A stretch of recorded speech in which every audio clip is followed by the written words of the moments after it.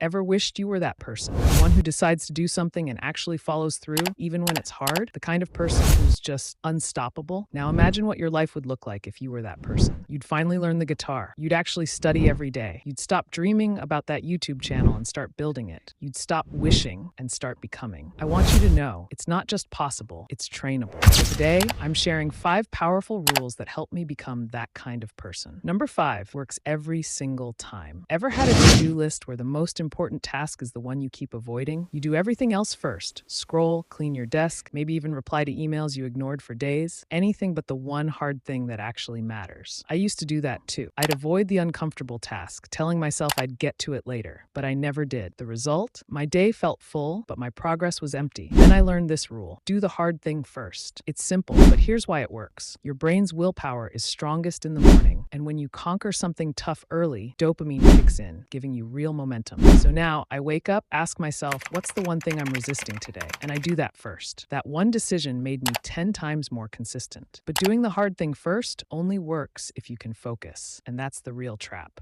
Because focus isn't about trying harder. It's about removing friction, which brings us to rule 2. 0 distraction equals maximum focus. So you've decided to do the hard thing first. Great, but then your phone lights up, someone calls your name, or you suddenly remember that urgent thing you forgot to do. Before you know it, your brain is juggling tabs like Chrome with 43 open windows, and that momentum you had, gone.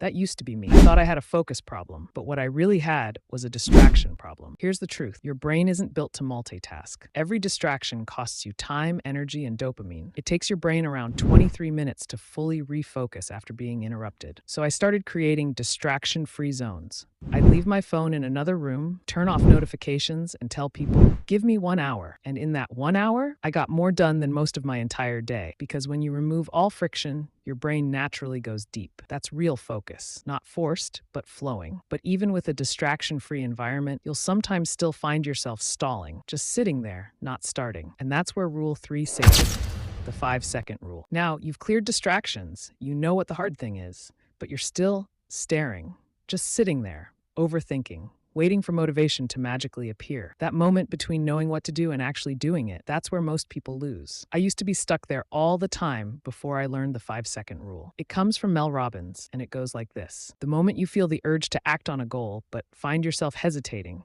count backwards, 5, 4, 3, 2, 1, and then act on it. Why does it work? Because it cuts off overthinking before your brain can talk you out of it. You interrupt the autopilot and take control. It's backed by neuroscience. Counting backwards activates your prefrontal cortex, the part of your brain responsible for decision-making and focus. You shift from passive mode to action mode. So now, when it's time to record a video, study, or even get out of bed, 5, 4, 3, 2, 1, I move. No waiting, no motivation needed. But here's the thing. You can start something and even get into flow. But how do you make sure you keep showing up tomorrow and next week bored? That's where rule 4 kicks in, the 2-minute rule. You've taken action with the 5-second rule, and that's huge. But let's be real. Doing something once isn't the goal. The real flex, showing up again tomorrow and the day after that. But building that kind of consistency used to feel impossible for me. I'd start things, feel pumped for a day or two, and then poof, back to 0. That's when I discovered the 2-minute rule. It's simple. If it takes less than 2 minutes, do it now. Even more powerful is this version. To build a habit, start with something that takes just 2 minutes. Want to start studying? Just open the book. Want to work out? Just put on your gym clothes. Want to make a video? Just open your script app. This rule works because it tricks your brain. A 2-minute task doesn't trigger resistance, but once you start, you usually keep going. It's momentum over motivation. It's based on behavioral science. Your brain builds habits by starting, not by finishing. The identity shift begins the moment you show up, and when you stack enough 2-minute wins, something wild happens. You start believing in yourself again. You trust that you'll show up. But what about those days when nothing goes right? When you feel drained, unmotivated, and questioning everything? That's when you need the final rule. Rule 5, just one win. Some days everything clicks. You're focused, taking action, building momentum. But other days,